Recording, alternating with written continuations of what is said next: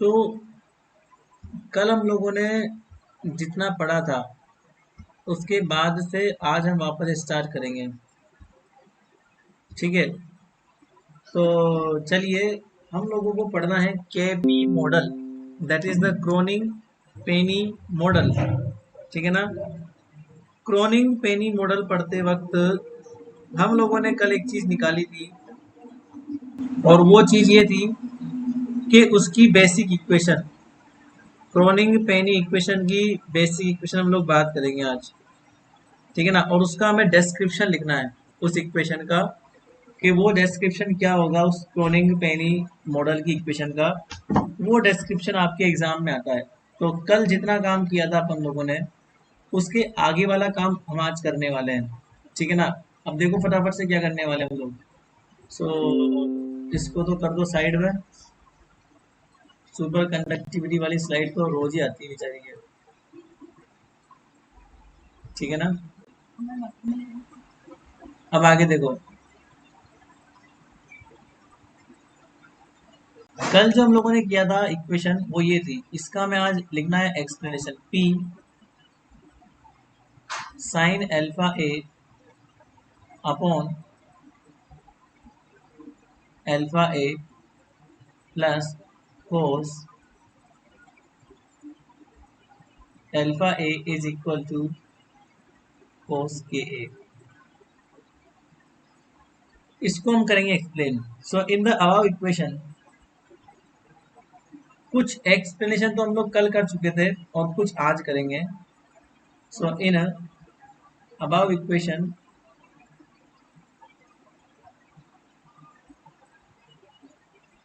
Value of RHS,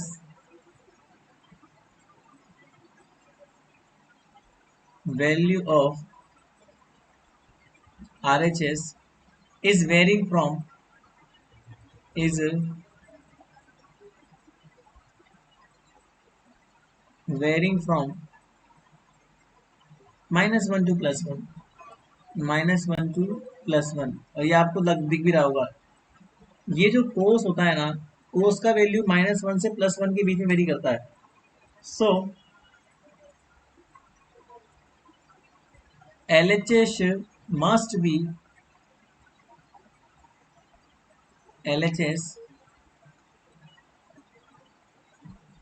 must be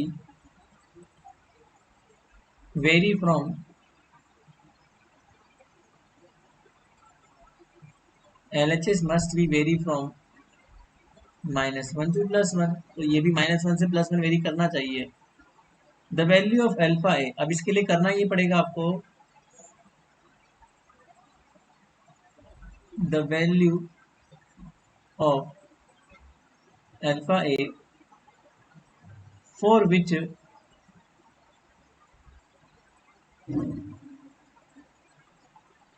for which LHS, for which LHS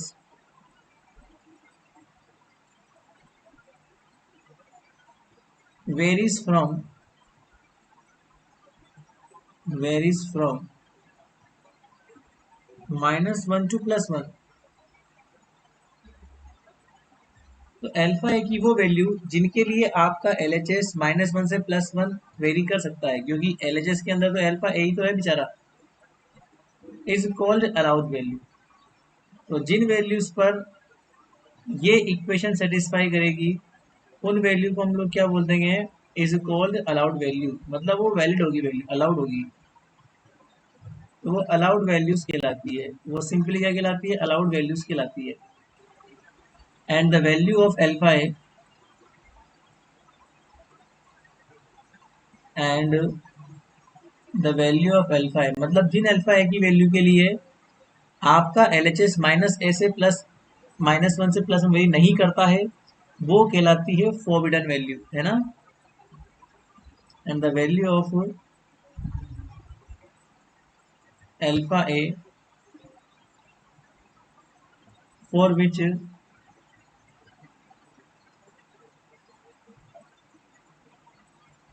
LHS does not vary from,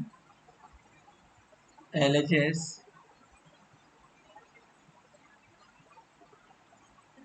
does not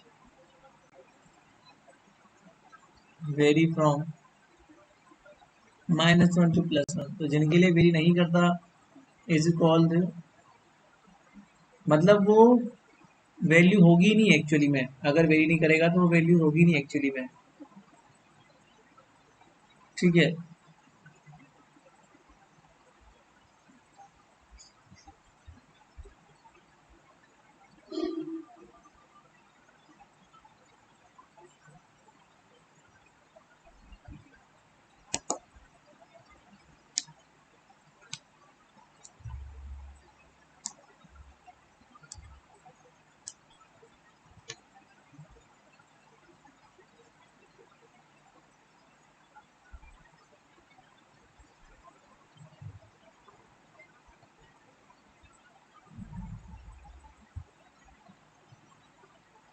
देखिए अब आगे जो मैं आपको बताने वाला हूँ ना वो ये चीज है,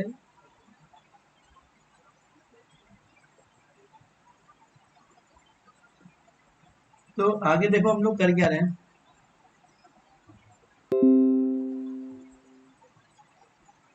हम लोगों ने इतना देखा था कि अगर आपको अल्फा ए वैल्यू ऐसी होनी चाहिए जो LHS को -1 से +1 रखे, अगर वो रहती है तो उसे बोलते हैं अलाउड वैल्यू, और अगर वो नहीं रहती है तो उसे क्या बोलते हैं हम लोग, called forbidden, simply called forbidden, forbidden value, ठीक है ना। तो जो -1 से +1 लेके आएगी वो तो अलाउड होगी, और जो नहीं लेके आएगी वो फोरबिडन होगी, ठीक है ना। अब इन वैल्यूज के करस्पॉन्डिंग क्या होगी, some values some values of energy some values of energy are allowed, तो कुछ वैल्यूज तो क्या होगी, अलाउड होगी,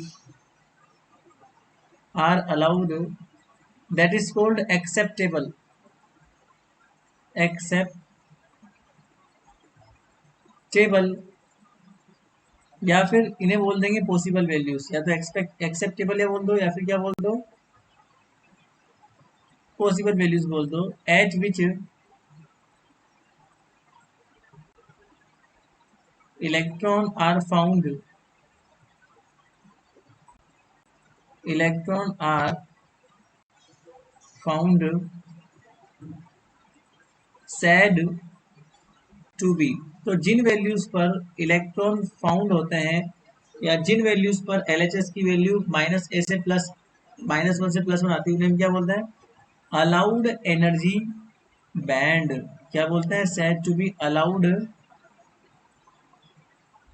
एनर्जी बैंड, क्योंकि वहां पर इलेक्ट्रॉन मिल रहे हैं और उन वैल्यू से करस्पॉन्डिंग एनर्जी क्या हो रही है, अलाउड हो रही है। सिमिलरली दोज वैल्यूज सिमिलरली हम लोग क्या लेंगे, those values of energy of energy, those values of energy are forbidden, और कुछ क्या होगी, फॉरबिडन भी होगी, are forbidden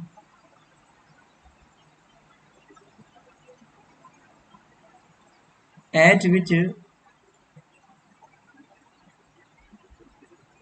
electron are not found, at which electron are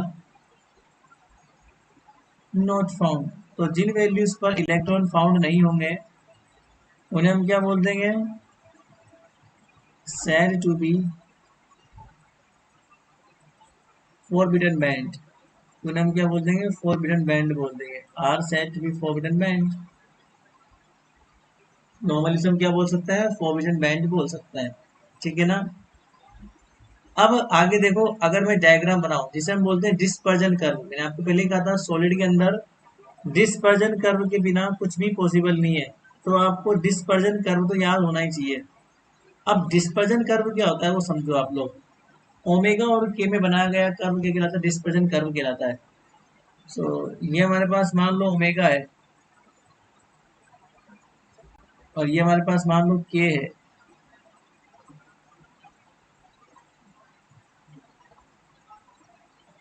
अब इनमें कर्व ड्रॉ करोगे आप लोग, तो कैसे ड्रॉ करोगे कर्व, दिस कर्व ऐसा ड्रॉ होता है, सिंपली सिंपली लाइक दिस,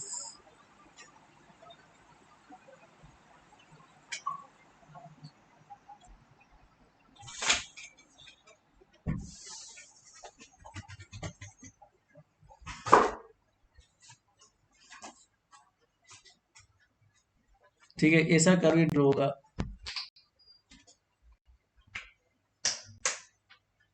ऐसा कुछ ये कर्व ड्रॉ होता है। अब इस कर्व में ये कर्व भले ही कितना ही ऊपर चला जाए, इससे कोई मतलब नहीं है। ये कर्व कितना ही ऊपर जाए, इससे कोई मतलब नहीं है। बस इतना याद रखना कि -1 से +1 में ही वेरी करेगा ये। -1 से +1, -1 से +1, क्योंकि जो पॉसिबल एलएचएस की वैल्यूज होती है ना, वो -1 से +1 ही होती है, जो आरएस पे डिपेंड करती है। मतलब ये कर्व कितना भी जाए, आपको इस कर्व को स्टडी करना है केवल -1 रीजन से +1 रीजन के अंदर। आपको इसको -1 रीजन से और +1 रीजन में ही करना है। इसके बाहर ये कोई वैल्यू नहीं देगा, ठीक है ना। अब इनमें अगर हम देखते हैं, थोड़ी सी लाइंस बनाओ आप लोग। यहाँ से लाइन बनाओगे, यहाँ से लाइन बनाओगे, इसको ऐसे लाइन बनाओ। सपोज इसको आपने ऐसे लाइन बना दी, तो यहाँ पर तो कोई भी इलेक्ट्रॉन का एग्जिस्टेंस है ही नहीं। देख लो आप लोग, जहां पर लाइंस आ रही है केवल वही एग्जिस्टेंस है इलेक्ट्रॉन का। यहाँ पर देखो, यहाँ से लाइन बनाओ, यहाँ पर भी कहीं पे भी कोई लाइन नहीं आ रही, मतलब यहाँ भी एग्जिस्टेंस नहीं है इलेक्ट्रॉन का। हाँ, जहां पर लाइन आ रही है वहां एग्जिस्टेंस है। जैसे फॉर एग्जांपल, लाइन कहाँ कहाँ पर आ रही है, जैसे मान लो ये लाइन आ रही है, तो यहाँ पर इलेक्ट्रॉन का एग्जिस्टेंस है। यहाँ पर लाइन आ रही है, तो यहाँ पर इलेक्ट्रॉन का एग्जिस्टेंस है। ये लाइन आ रही है, यहाँ पर इलेक्ट्रॉन का एग्जिस्टेंस है। अब आगे और बनाते हैं हम लोग, देखो आगे और बनाओ। आगे जैसे मान लो यहाँ से लेके यहाँ तक का लाइन बना दो, ये इलेक्ट्रॉन का एग्जिस्टेंस नहीं है यहाँ पर कहीं भी, ठीक है। यहाँ से लेके यहाँ तक की लाइन बना दो, ठीक है। तो यहाँ भी इलेक्ट्रॉन का एग्जिस्टेंस नहीं है बीच में कहीं भी। यहाँ से लेके यहाँ तक की बना दो, तो ये तो कहलाता है ओमेगा वर्सेस के कर्व। थोड़ा ढंग का नहीं बनाया मैंने, तो आप लोग थोड़ा अच्छे से बना लेना। आप लोग समझ गए होंगे वैसे कर्व। इस कर्व में यहाँ देखना, यहाँ से लेके यहाँ तक का ये जो मामला है ना, ये फोर्बिडन कहलाता है एक्चुअली में। जहां पर आपकी वेव नहीं आ रही है, वहां पर इलेक्ट्रॉन नहीं है, और जहां पर इलेक्ट्रॉन नहीं है वो फोर्बिडन कहलाएगा। सीधी सी बात है। तो ये तो चलता रहेगा, आगे तक बहुत चलेगा। हम लोग केवल इतना ही बना पाएंगे इसमें। तो मैं आपको हाईलाइट कर दे रहा कि कहाँ कहाँ पर लाइंस है। जैसे यहाँ पर लाइन है, ये लाइन अवेलेबल है, ठीक है। और मतलब जो मैंने डार्क एरिया किया हुआ है ना, वो तो फोर्बिडन है। और जो लाइट एरिया जो मैंने शेडेड नहीं किया हुआ, शेडेड एरिया तो फोर्बिडन कहलाएगा। और विदाउट शेडेड एरिया जो है ना, वो अलाउड कहलाएगा। आपको दिख रहा होगा, देखो अलाउड, पहले एक अलाउड बैंड आ रहा है, फिर एक फोर्बिडन आ रहा है, फिर अलाउड आ रहा है, फिर फोर्बिडन आ रहा है। आप लोग यहाँ पे देख पा रहे होंगे कि ऐसे चलता है अल्टरनेट। जैसे मान लो ये जो बैंड बनाया मैंने, ये बैंड बनेगा फोर्बिडन। तो जितने भी शेडेड एरिया है वो फोर्बिडन है। जैसे ये शेडेड है, ये फोर्बिडन है, ये शेडेड है, फोर्बिडन है, ये भी शेडेड है, ये फोर्बिडन है। तो जितना भी शेडेड एरिया है ना, वो सब फोर्बिडन है। और जितना भी विदाउट शेडेड एरिया है, जैसे मान लो कौन सा कलर है, ग्रीन ले लेते हैं, तो यहाँ पर देखो ये अलाउड हो जाएगा। अलाउड मतलब ग्रीन सिग्नल मिल गया इसको, वहां पर इलेक्ट्रॉन है। जैसे ये आपका अलाउड है, ये बैंड आपका अलाउड है, ये बैंड भी अलाउड है, ये भी अलाउड है, ये भी अलाउड है। तो आप लोग देख पा रहे होंगे कि अल्टरनेट चल रहा है मामला, ठीक है ना। पहले ये एक आया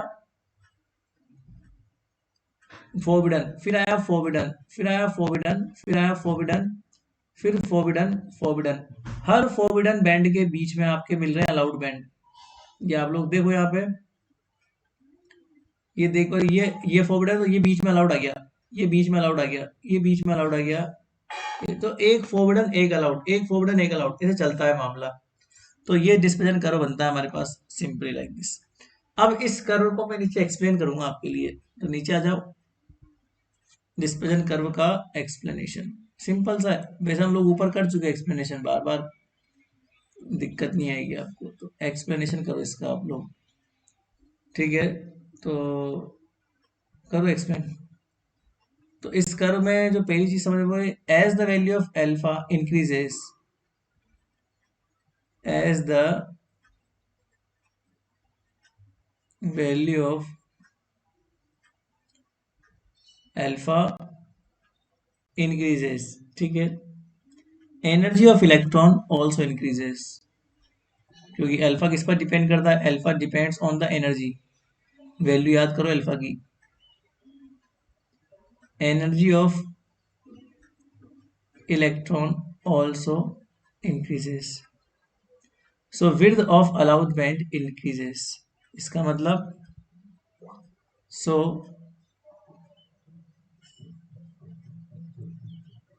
विड्थ ऑफ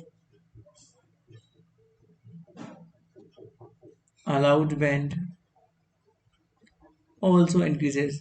जहां पर इलेक्ट्रॉन पाया जाएगा वहां पर प्रोबेबिलिटी बढ़ जाएगी, और जहां पर इलेक्ट्रॉन पाया जाएगा उसी को तो अलाउड बोलते हैं। तो अलाउड बैंड की विड्थ हमेशा इंक्रीज होगी, क्योंकि इलेक्ट्रॉन की पाए जाने की प्रोबेबिलिटी बढ़ जाएगी। ठीक उल्टी बात मान लो, सेम। अब नीचे आ जाओ। अगर आप अल्फा की वैल्यू बढ़ाओगे, as the value of alpha decreases, sorry इसको भी इंक्रीज ही करो, डिक्रीज मत करो इसको, बाद में देखो करेंगे इसको। Alpha increases width of forbidden band, क्योंकि अलाउड अगर बढ़ेगा तो फॉरबिडन कम हो जाएगा, अलाउड अगर बढ़ेगा तो फॉरबिडन बैंड अपने आप कम हो जाएगा। उल्टी बात है। अगला पॉइंट, अगर मान लो हमने पोटेंशियल को इन्फाइनाइट कर दिया, as the value of potential infinite, और अगर इन्फाइनाइट पोटेंशियल तो विड्थ क्या हो जाएगी उसकी, जीरो हो जाएगी। कल आपको समझाया था, all the energy bands will convert into line spectrum. अब सारे बैंड ऐसे हो जाएंगे लाइन की तरह, क्योंकि वो बहुत ऊंचे हो गए, बहुत लंबे हो गए। तो ये बैंड इस तरह से लाइन की तरह दिखाई देंगे आपको, ये लाइन दिखाई देगी, ये लाइन दिखाई देगी, तो इस तरह से लाइन दिखाई देगी आपको। All the energy bands, all energy bands will convert into will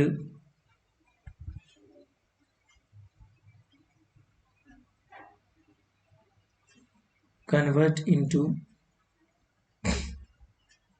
line spectrum, line spectrum, ठीक है।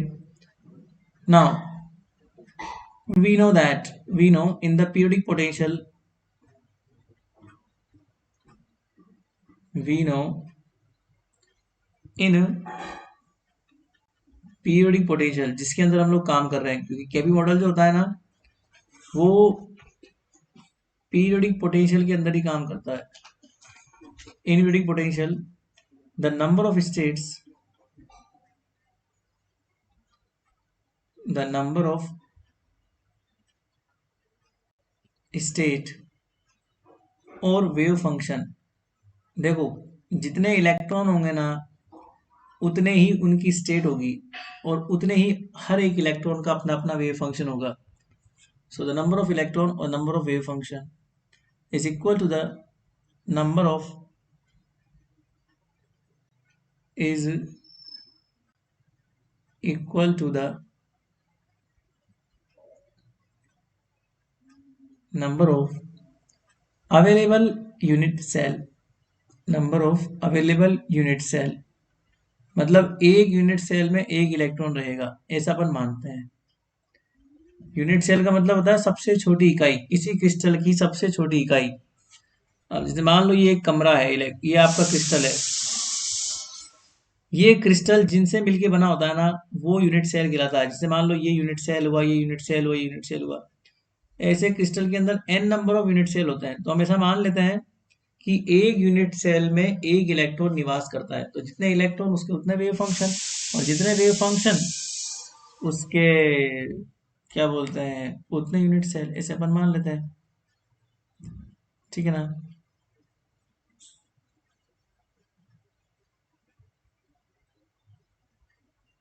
तो नंबर ऑफ स्टेट्स बराबर number of available unit cell, number of states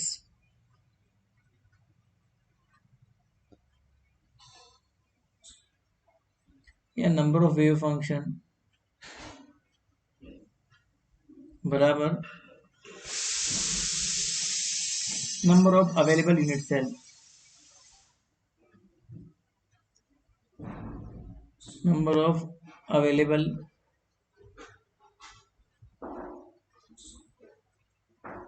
unit cell. ठीक है, ये बात थी। तो यहाँ पर आगे हमारा केपी मॉडल हो गया फिनिश। उसकी जितना डिस्क्रिप्शन था वो सब मैंने लिख दिया।